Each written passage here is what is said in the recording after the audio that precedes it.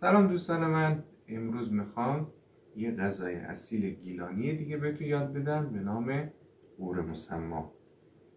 ما 2 عدد پیاز تقریبا بزرگ میخوایم، کمی قوره و همین مرغ‌های هشتیکه‌ای که داخل فریزر میذاری، 2-3 عدد گوجه و کمی بادمجان سرخ شده. پیازاتون رو باید به این صورت نگینی خرد کنید. واسه این نوع غذا پیاز خلالی خرد نمیشه، باید نگینی خرد بشه.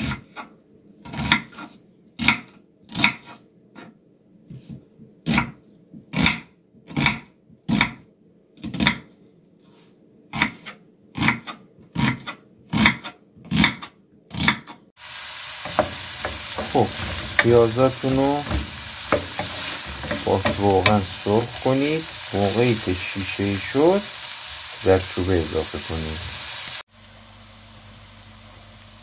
به این مرحله که رسیدیم پیازمون سرخ شده، باید قوره رو اضافه کنیم.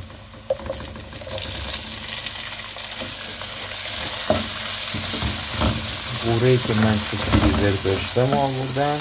اگه قوره تازه تر باشه که خیلی بهتر. یه 5 دقیقه تفت بدید، بعد میریم مرغو بهش اضافه میکنیم. خب قوره‌هامون که یه خورده تفت خورد، یکم رنگش عوض شد، مرغا رو اضافه میکنیم. یه 5 دقیقه هم مرغا رو تفت بدید که بوی خامیش گرفته بشه. بعد از 5 دقیقه میریم رب اضافه میکنیم.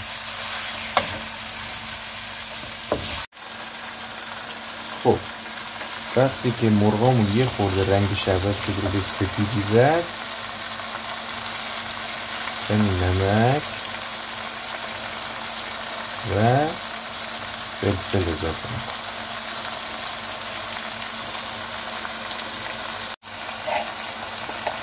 میکنیم. ما 3 قاشق رب احتیاج داریم.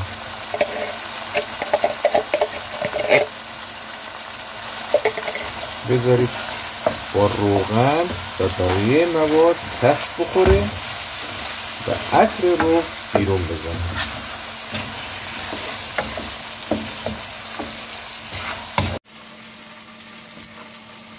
بعد از اینکه غذاتون آماده شد، باید مرغامون 1 ساعت بپزه.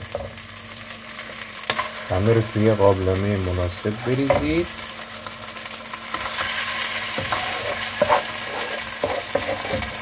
و بعد بهش آب اضافه میکنیم.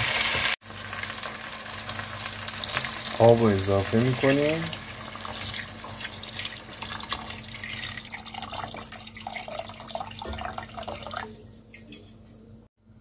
یه خورده که مرغا بیرون باشن همینقدر آب بسته. سر قابلمه رو بذارید، شعله رو کم کنید و بذارید 1 ساعت بجوشه. خب غذامون دیگه داره کم کم آماده میشه. یه 10 دقیقه یه رو به آخر شما گوجه رو اضافه کنید. از وسط نصف کنید، داخلش بریزید. 1 رو به بعد غذاتون آماده میشه. خب دوستان من غذامون آماده شد. یه قوره مسمای خوشمزه و فوق‌العاده با برنج هاشمی، اونم کته، فوق‌العاده است. نوش جان.